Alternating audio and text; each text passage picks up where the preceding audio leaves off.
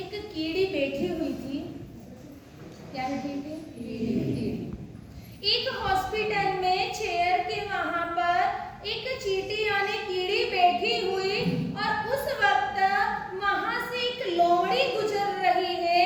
लोमड़ी ने पूछा, अरे बहना तू यहाँ पर क्यों बैठी है? क्या कहा? अरे बहना तू यहाँ पर क्यों बैठी है? उस कीड़ी ने जवाब दिया, अरे भैया हॉस्पिटल के अंदर हाथी दादा एडमिट है, इसलिए मैं यहाँ पर बैठी हुई हूँ। उसने बोला तुम क्या करेगी यहाँ बैठकर? जो भी काम है वो सब डॉक्टर करेंगे, तेरा क्या काम है? अरे भैया आप समझे नहीं, उनको ऑपरेशन थिएटर में ले जाया गया, वो एडमिट है। बाय चांस अगर खून की कमी पड़ जाए तो मैं खून देने के लिए क्या कहा उसने?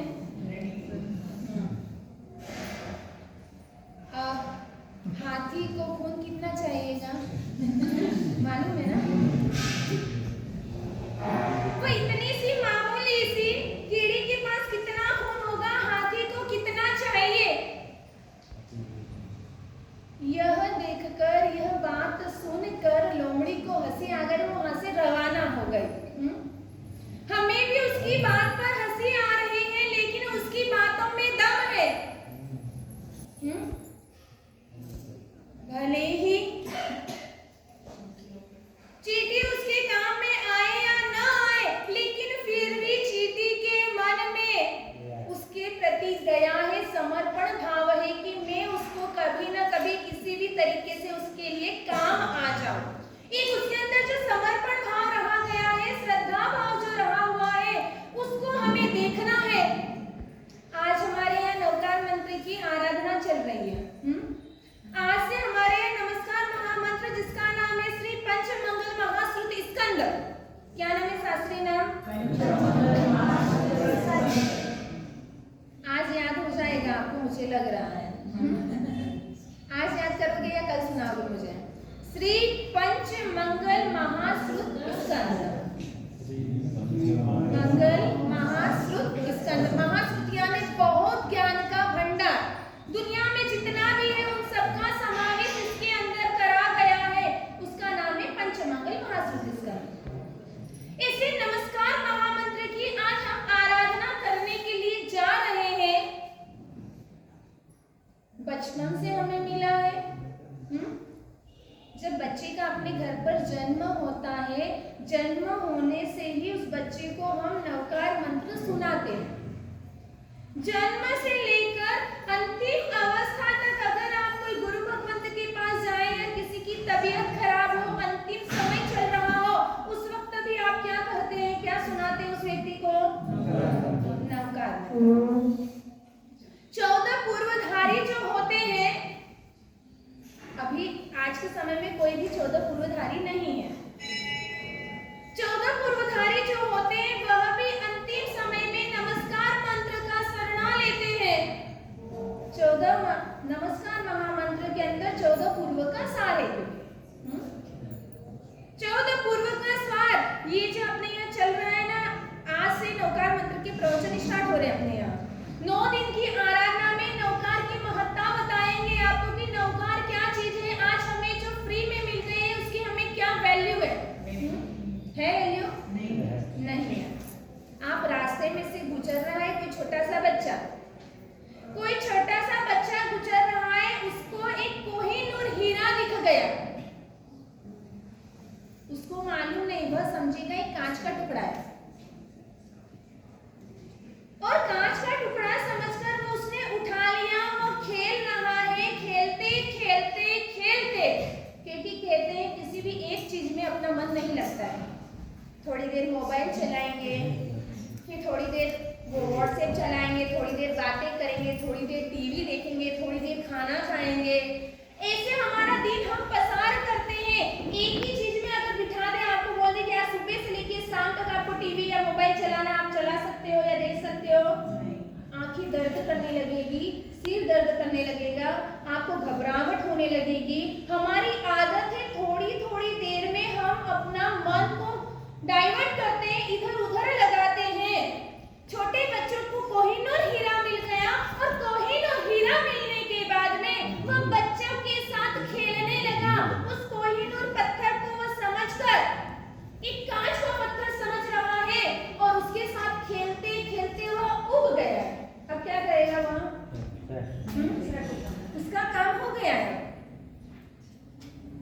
खेलते खेलते अब वो थक गया है, उसने उसको फेंक दिया है।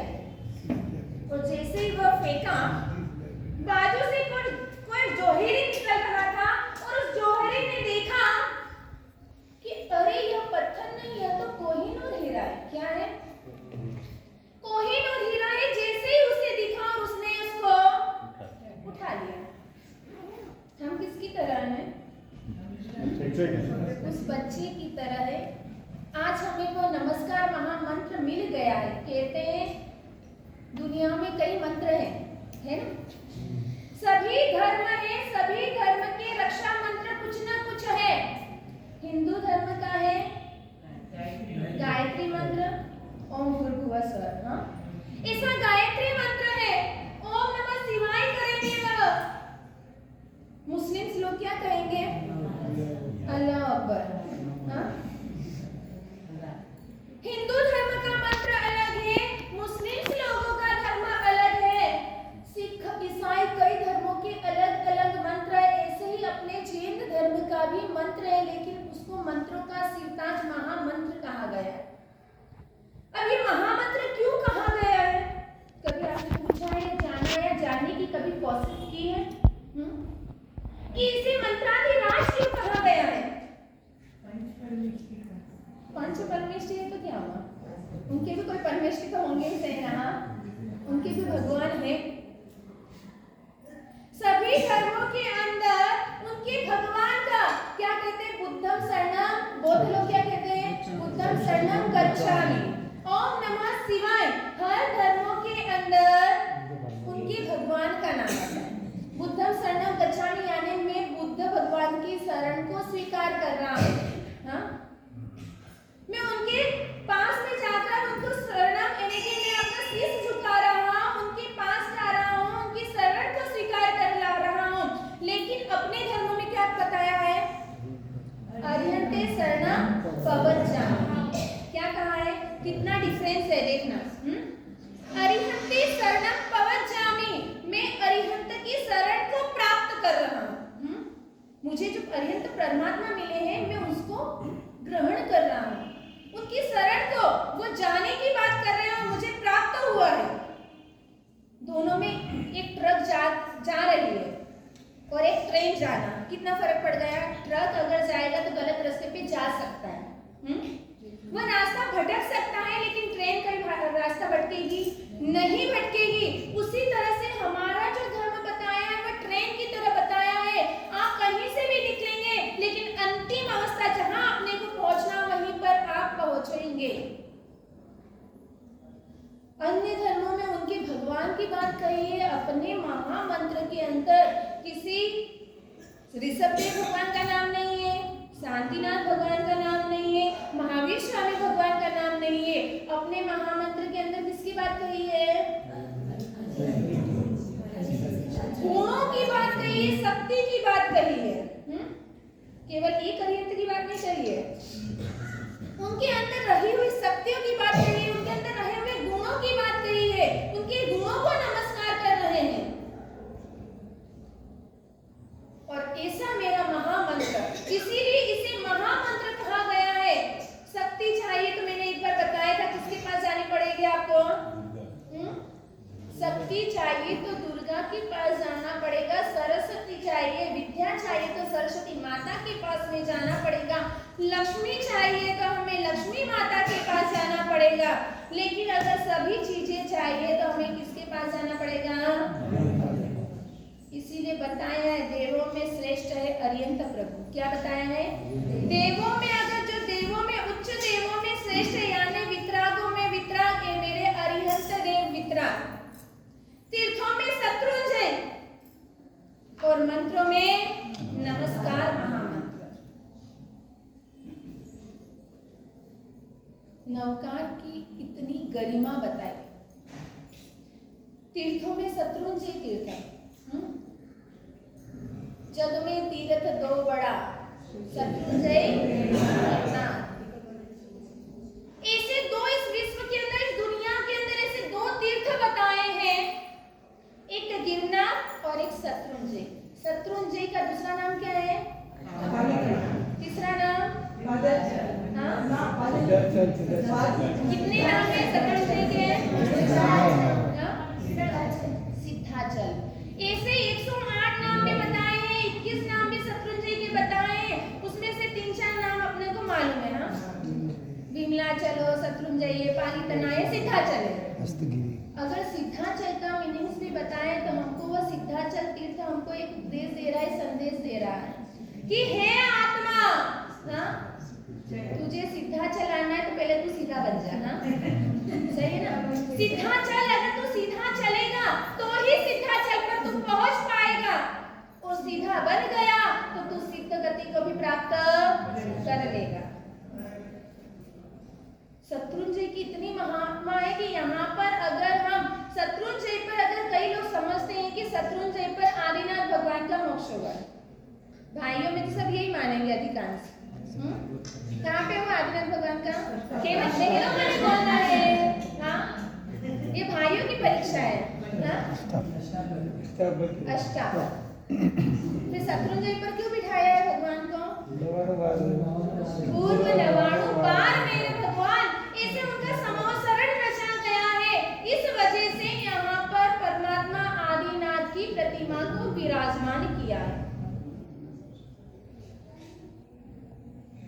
हम बॉम्बे थे और उस वक्त एक भाई साहब मेरे पास में हमारे पास आए और कहने लगे कि महाराज साहेब मैं पालीतना जा रहा हूँ। मांगलिक सुनने के लिए आए थे, आप मांगलिक सुना दे, मुझे जाना है पालीतना। मांगलिक सुना दी। सुबह जल्दी आए थे, मांगलिक सुनकर चले गए। शाम को जैसे ही हम बैठे हुए थे, प्रतिक्रमण का समय हो रहा था, उस वक्त भाई साहब आ गए। हमने पूछा कि आप तो पालीतना जाने वाले थे और यहाँ पर ही हैं अभी तक। भाई साहब ने कहा हंसते हुए हमारे साथ, मैं तो जाकर आ गया। क्या कहा? मैं तो जाकर आ गया हूँ। हमने बोला ऐसे कैसे जाकर आ गए? बोले हमारे सर जी मैंने आपसे मांगलिक सुनी थी। बोला हाँ, मेरी गाड़ी नीचे ही खड़ी थी, मैं तुरंत गाड़ी में बैठा, एयरपोर्ट गया, प्लेन तैयारी था, प्लेन में बैठा, भावनगर उतरा, भावनगर से टैक्सी की और डायरेक्ट तलेटी के वहां रुका, नहाया, स्नान किया, पहाड़ चढ़ा, दादा की पहली पूजा का मैंने चढ़ावा लिया। कितनी फास्ट जिंदगी अपनी। तुरंत मैंने ऊपर चढ़ा, पहली पूजा का चढ़ावा मिला मुझे, पूजा की और पूजा करके तुरंत मैं नीचे उतरा, डोली में चढ़ा था, डोली में नीचे आया, नीचे उतर के भाता खाते में वहां पे भाता किया और वहां से मैंने टैक्सी अपनी पकड़ी, डायरेक्ट कहाँ गया? भावनगर पहुंचा, वहां से प्लेन में आया और तुरंत बॉम्बे में आ गया, सांता क्रूज में वहां पर उतर गया। और तुरंत मेरा नियम है कि अगर मैं बॉम्बे में रहूं, मैं अपनी नगरी में रहूं, तो त्रिकाल गुरुदेव के दर्शन करूं। मैं आ गया यहाँ पे तो आपके दर्शन करने वापस में आ गया। जैसे ही पूछा कि आप पालीतना जाकर आ गए हैं, परमात्मा की पहली पूजा भी आपने कर ली है, तो भगवान की मुकुट कैसा था? भगवान को मुकुट पहनाया हुआ था या नहीं था? वो भाई साहब धीरे से कहने लगे, भाई साहब इतना मुझे ध्यान नहीं, हाँ? वो तो मुझे ध्यान नहीं, मैंने ध्यान नहीं दिया। मंदिर में जाते किसने क्या कपड़े पहने उसका तो बहुत ध्यान देता। हाँ, सही है ना? मंदिर में गए, शादी में गए, पार्टी में गए, वहां पर किसने कौन सा गहना पहना, कौन सी वैरायटी के कपड़े पहने, किस तरह के पहने, अपने यहाँ बेंगलोर में जैसे कपड़े नहीं मिलते हैं। हाँ, कहाँ से लेकर आए आप? वो सारी जानकारी हम ले लेते हैं, लेकिन मेरे परमात्मा ने मुकुट पहना या नहीं पहना, कैसा पहना, उसकी जानकारी हमें नहीं। वो कहने लगा महाराज साहब मेरा तो एक केस जो निपट नहीं रहा था, मेरा वो सॉल्व ही नहीं हो रहा था। मैंने भगवान आदिनाथ के वहां पर प्रार्थना की, वंदन की कि अगर मेरा महीने भर में ये केस फाइनल हो जाएगा तो मैं आपके दर्शन करने जाऊंगा। और मेरा यथायथ यह हुआ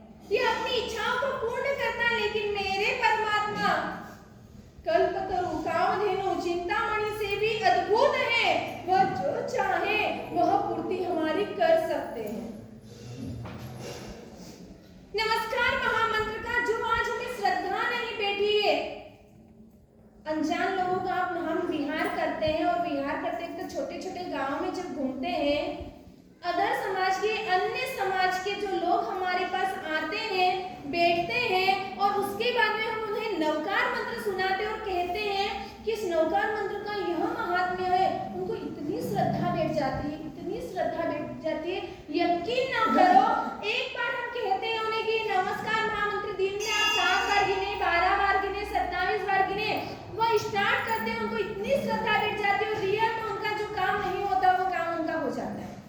आज हमें कितनी श्रद्धा है अपने भगवान पर, अपने इस महामंत्र पर। है? एक गाय को नवकार सुनाने से वह गाय भी क्या बन गई है? देवी बन गई, देव बन गई। एक मामूली सी महिला जिसका ससुराल अच्छा नहीं, सासू से तंग करती थी, परेशान करती थी, खाने के लिए उसे नहीं दिया जाता था, लेकिन फिर भी उसके घर की आजू बाजू एक गाय घूमती थी, और वह जब गाय घूमती थी, उसकी सासू केवल उसको खाने के लिए लुक्की सुक्की 2 रोटी देती। आजकल की सासू ऐसी नहीं है। हाँ, आप अपने भाग्य समझे, किस्मत समझे या पुण्य वाली समझे कि आज के समय में हमको ऐसे सासुएं नहीं मिली। आपकी सासुओं से पूछना कि उनकी सासुएं कैसी थी, कैसी थी, उनको मालूम होगा। आज आपके जीवन में तो कोई बंदिश नहीं, जैसा पहना वैसा पहनो, जैसा रहना वैसा रहो, जहाँ घूमना है वहाँ जाओ, लेकिन उन सासुओं से पूछना उनकी सासुएं कितनी कड़क थी। उनके खाना भी हाथ में नहीं था, जाना हाथ में नहीं, कहीं घूमने जाना हो तो उनकी किस्मत में नहीं था। वो बोल देते उठ तो उठ, सो तो सो, जाग तो जाग। वैसी हालत थी, सुबह 4 बजे पानी लेने जाना पड़ता था, घटिया किसनी पड़ती थी। घूंघट निकल, आज की लड़कियों तो घूंघट निकलवा दे तो कहीं पे 2 कदम में गिर जाएगी। सही है ना? घूंघट का समय चला गया। हमको एंट्री नहीं करनी चाहिए, लेकिन हमें बोलना पड़ता है कि सिर ढके, लेकिन फिर भी कई लोग ढकने के लिए तैयार नहीं होते। हाँ, देखो देखो देखो हमारा यह अपनी एक मर्यादा है। जितनी मर्यादा में रहेंगे उतना ही हमारे लिए अच्छी चीज है। सासू जी खतरनाक, केवल 2 लुक्की सुक्की रोटी जो खाना खाने के बाद में जो बचता था वो उस बहू को देते थे। पहले यही होता था, आजकल तो बहुओं को पहले गरम गरम रोटी बना के खिलाती है। हाँ, सासू, लेकिन पहले ऐसा ही होता, सबको भोजन करवाने के बाद सासू जी को भी भोजन हो जाता, उसके बाद में बहुओं को बिठाते थे, लेकिन फिर भी एक शब्द उनके मुंह से नहीं निकलता था। और 1, 2, 5, 7 साल नहीं, उनके भी बच्चे बच्चियों की भी शादी हो जाती थी, जब तक भी वह वैसे ही मर्यादा में रहते थे। और वह महिला जिससे वह 2 रोटियां मिलती थी, वह उसको लेकर और जो गाय रहती थी उसको 1 रोटी खिलाती और साथ में वह भी 1 रोटी खाती, और खिलाते वक्त वह उस गाय को प्रतिदिन नवकार मंत्र सुनाती थी। क्या सुनाती थी? नवकार मंत्र। प्रतिदिन नमस्कार महामंत्र का स्मरण करती थी। कहते हैं नवकार मंत्र सुनना आपका पुण्य। क्या कहा है? नवकार मंत्र आप सुने वह आपका पुण्य, सुनने की इच्छा हो वह आपका पुण्य, याद करें वह आपका पुण्य, स्मरण करें वह हमारा पुण्योदय, कोई आपको सुनाए वह भी आपका पुण्योदय, और आप सुनने की इच्छा रखो वह भी आपका पुण्य। नवकार मंत्र सुनो, सुनाओ, पढ़ो, लिखो, लिखाओ, कुछ भी करो, आपका पुण्य बढ़ता जाता है। जैसे ही वह प्रतिदिन सुनाती थी, महिला सुनाने का काम करती थी और वह गो मैया सुनने का काम करती थी। त्रियंचुक का आयुष्य भी कम ही होता है। कुछ समय के बाद में वह गाय मर गई। इधर कहते हैं सब कोई अमर पट्टा लेकर नहीं आते हैं। किसने अमृत पी रखा है, किसी ने नहीं पी रखा है, जो आया उसको जाना ही है। इधर गाय मरी तो इधर कुछ वर्षों के बाद में जो खड़ूस उसकी जो सासू माँ थी वह भी चल बसी। सासू जी सोचे कि मेरा दबदबा मेरे घर में होना चाहिए, ध्यान रखना, चले जाओगी ना उसके बाद में बहू आपको पूजेगी भी नहीं, धूप भी नहीं लगाएगी, दीपक भी नहीं करेगी, इसलिए ऐसा रहो कि तस्वीर के सामने तो आपकी धूप दीपक हो सके, ऐसा अपना नेचर बना लेना। है ऐसे तो 99% सबका ही अच्छा है आजकल के समय में। और ऐसे सासू माँ भी चल बसी। अब पति देव भी उसके साथ अच्छा रहने लगा, कुछ बिजनेस भी लमसम चल रहा। कहते हैं जिसके घर में धर्म की आराधना